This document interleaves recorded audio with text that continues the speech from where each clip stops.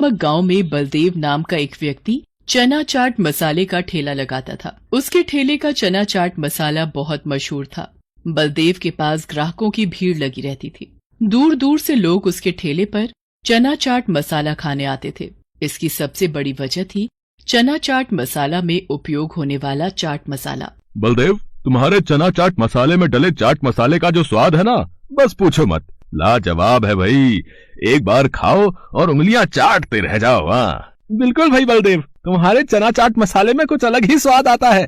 इसकी क्या वजह है, जरा हमें भी तो बताओ। ये चना चाट मसाले का चाट मसाला मेरे दादा परदादा के जमाने से चला आ रहा है। उन्हीं से मैंने ये बनाना सीखा था। हमारे चना चाट मसाले का मसाला एक अलग किस्म का है जो हर कोई नहीं बना सकता। पर जो भी है भैया, ये चना चाट मसाला खाकर मुंह का स्वाद चटपटा हो जाता है। और तुमने रेट भी ठीक रखे हुए। 10 रुपए प्लेट में इतना बढ़िया चना चाट मसाला खाने को मिलता है, वरना आजकल इस महंगाई में इतना महंगा देते हैं और खाने की चीज का स्वाद बिल्कुल बेकार होता है। मैंने अपने पूर्वजों से यही सीखा है, बढ़िया बना खिलाओ, भले ही सस्ते में खिलाओ। लोग पीठ पीछे तुम्हारी तारीफ करें, कुछ ऐसा कर दिखाओ। लोग बलदेव की बात को सुनकर बहुत खुश होते हैं, और हो भी क्यों ना।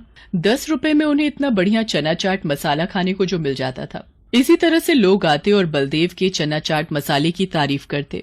ऐसे ही एक दिन बलदेव जब अपने ठेले पर काम कर रहा था, एक बूढ़ा व्यक्ति बलदेव के ठेले पर आया और उससे बोला, भैया, मैं बहुत दूर से आया हूँ।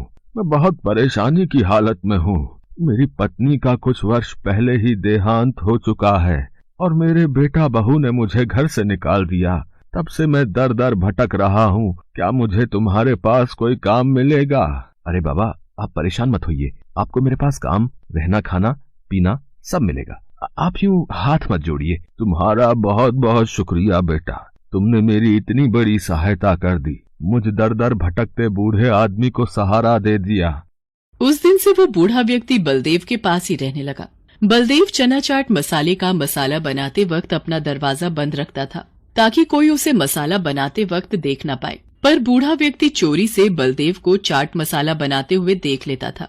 बूढ़े व्यक्ति को बलदेव के पास रहते हुए 1 महीना भी हो चुका था। एक दिन, बलदेव, अब मुझे तुम्हारे पास नहीं रहना, मैं यहाँ से जा रहा हूँ। क्या हुआ बाबा, आप यहाँ से क्यों जाना चाहते हो? क्या आपको यहाँ पर कोई परेशानी है? मैं तो तेरे पास चालाकी से आया था। मैं तो तेरी चना चाट मसाले में इस्तेमाल होने वाली मसाले की विधि जानना चाहता था और वो मुझे पता चल गई है।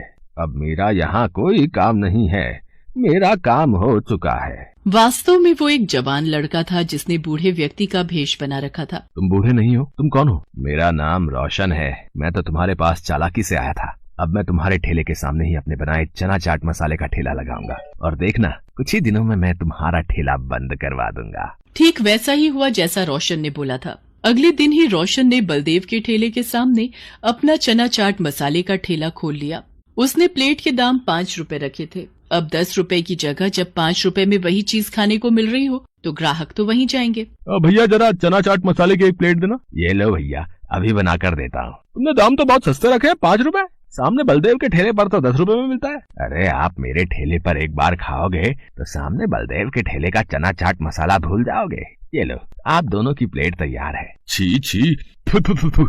इतना बुरा चना चाट मसाला मैंने आज तक नहीं खाया, बिल्कुल बेस्वादी। थु थु थु थु थु। इतना घटिया चना चाट मसाला तो मैंने भी नहीं खाया। कितना बेकार बनाया है, मुझे तो गुस्सा आ रहा है। चलो भाइयों, इसका तो ठेला ही तोड़ देते हैं। इससे अच्छा तो सामने बलदेव का ठेला है, कम से कम 10 रुपए लेकर बढ़िया चीज तो खिलाता है। हाँ, इसका ठेला ही तोड़ दो। हाँ, तुम सोच रहे होगे ना रोशन, आखिर तुम्हारे चना चाट मसाले में वैसा स्वाद क्यों नहीं आया जैसा मेरे चना चाट मसाले में आता है? वो इसलिए क्योंकि मैंने तुम्हें एक दिन चोरी से मुझे चना चाट मसाला बनाते हुए देख लिया था। मैं उसी दिन समझ गया था कि तुम किसी फिराक से आए हो, इसलिए मैंने गलत सामग्री डालकर तुम्हें असली विधि दिखाने का नाटक किया। ये चना चाट मसाला सामग्री की विधि मेरे पूर्वजों की धरोहर है। इतनी आसानी से ये किसी बेईमान के हाथ नहीं लगेगी। इससे पहले कि ये गांव वाले गुस्से में पीट पीट कर तुम जैसे बेईमान आदमी का बुरा हाल कर दें, तुम यहाँ से चले जाओ। रोशन की सच्चाई जानकर गांव वाले गुस्से में आ चुके थे। रोशन को पता था कि अगर वो 2 पल भी वहाँ रुका तो उसकी खैर नहीं। वो मुंह नीचे करके चुपचाप वहाँ से चला